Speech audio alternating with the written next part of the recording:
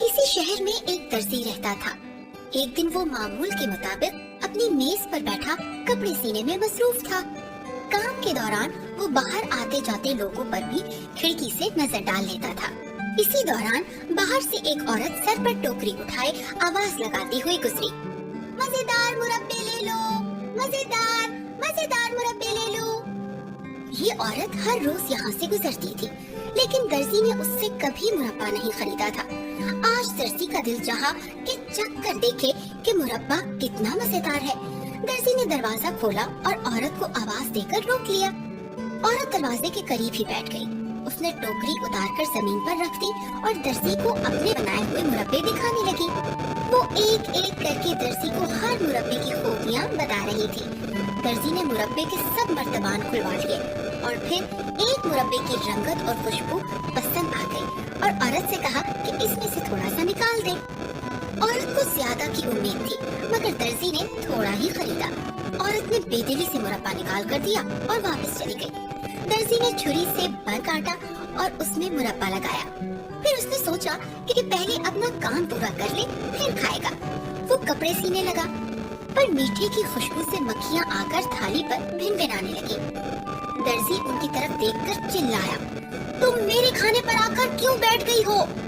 इसके बाद वो हाथ से मक्खियाँ उड़ाने की कोशिश करने लगा, लेकिन हर दफा मक्खियाँ दोबारा आकर बैठ जाती। अब दर्जी बहुत गुस्से में आ गया। उसने एक मोटा कपड़ा उठाया और मक्खियों के ऊपर दे मारा। जब उसने कपड़ा उठाया तो सब मक्खियाँ मरी पड़ी थी।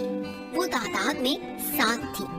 दर्जी बहुत खुश हुआ और खुश होकर बोला, एक ही बार में 7 का काम तमाम। अपने इस कारनामे पर उसे बहुत ही फख्र महसूस हो रहा था। अगले दिन उसने थैले में जरूरी सामान लिया और घर से रवाना हो गया। चलते चलते वो एक पहाड़ी इलाके में पहुंच गया। यहाँ एक देव बैठा था। वो दर्जी को देखकर बोला, तुम मेरे इलाके में क्यों आए हो? दर्जी जरा भी न घबराया।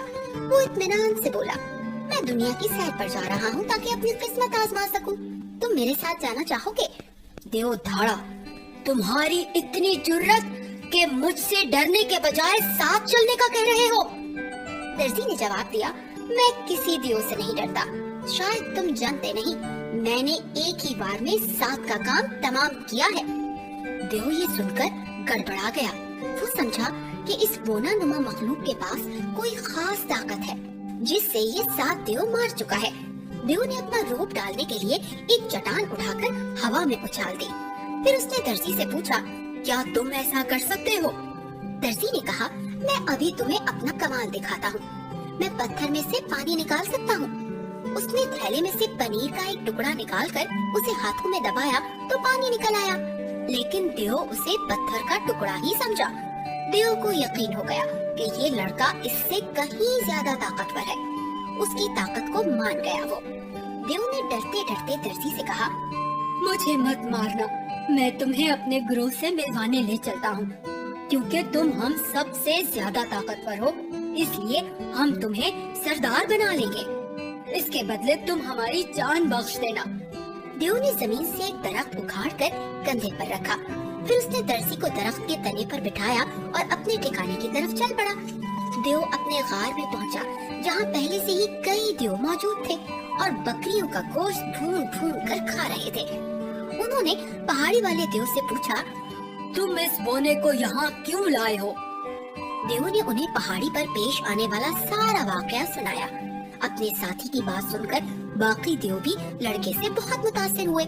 उन्होंने एहतराम से झुककर उसे सलाम किया और उसे अपने साथ खाने की दावत में शामिल कर लिया। उन्होंने लड़के को अपना सरदार बना लिया और उसकी गुलामी करने लगे। दर्जी कुछ दिन तक गार में ही रुक गया। हर देव ने उसकी खूब खातिर मदारात की। एक दिन वो उन्हें अलविदा कहकर दोबारा अपने सफर पर निकल पड़ा। काफी दूर चलने के बाद उसे एक खूबसूरत महल नजर आया जो एक नेक दिल बादशाह का था। बादशाह ने उसे अपनी फौज में भर्ती कर लिया। एक दिन दर्जी ने अपने साथी फौजियों को देव वाला किस्सा सुनाया तो उन्होंने बादशाह को सारी बात बता दी।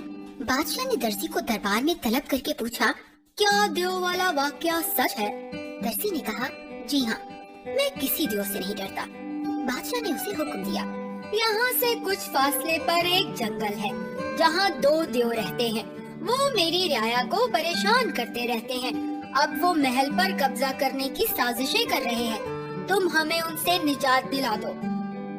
दरबारी बादशाह का हुक्म सुनकर हैरान रह गए, क्योंकि देव बहुत खतरनाक थे। पहान दर्जी फौरन आमादा हो गया।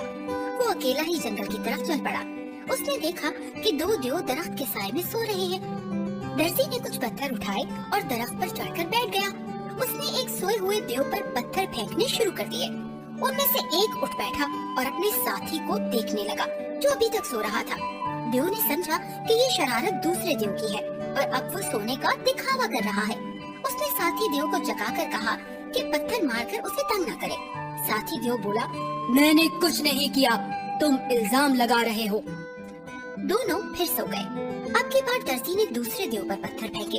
वो गुस्से से उठ बैठा और बोला, मैंने तुम्हें बताया था कि मैंने पत्थर नहीं मारा, फिर तुम मुझसे क्यों बदला ले रहे हो? पहला देव बोला, मैं तो सो रहा था।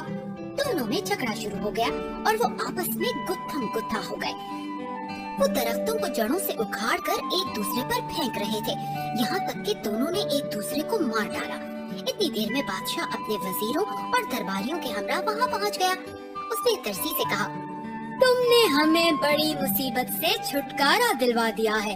हम सब तुम्हारे शुक्रगुजार हैं। इसके बाद दर्जी को पूरे एजाज के साथ महल में लाया गया। रास्ते में दोनों तरफ खड़े लोग तालियां बजाकर उसे दाद दे रहे थे। बादशाह ने शहजादी की शादी भी दर्जी से कर दी और उस दर्जी को सल्तनत का जानशीन बनाने का ऐलान भी कर दिया। इखलाकी सबक, अक्लमंद और दलेर बनने से काम संवरता है। जब दादी जान ने अदील को कहा कि अक्लमंद और दलेर बनने से काम संवरता है, तो उसको समझ न आया। एक दिन वो सड़क पर जा रहा था कि कुछ डाकुओं ने बैंक लूटा और सारा सामान थैले में भरकर गाड़ी में डाल दिया।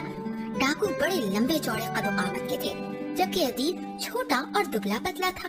उसने सोचा कि मैं उनका मुकाबला कैसे करूँगा। फिर उसे एक तरकीब सूझी। उसने गाड़ी का नंबर लिख लिया और पुलिस को फोन करके बता दिया। पुलिस ने फौरन कार्रवाई करके उन्हें आसानी से गिरफ्तार कर लिया। सबने अदील की बहुत तारीफ की। इस मौके पर दादी जान ने कहा कि जो कुछ मैंने उस दिन कहा था, उसका मतलब यही था जो तुमने आज किया है। शाबाश।